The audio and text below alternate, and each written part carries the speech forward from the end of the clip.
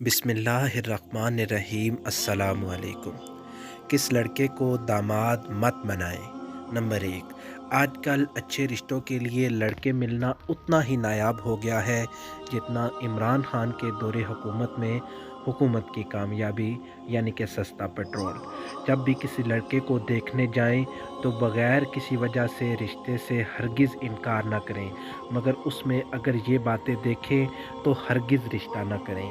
एक लड़का अपने मातहत लोगों के साथ कैसा सलूक करता है, यानी अपने से कमज़ोर लोगों के साथ, चाहे वो लोग उसके वर्क प्लेस पर हों या उसके घर पर, क्योंकि बीवी को उसके मातहत रहना होता है।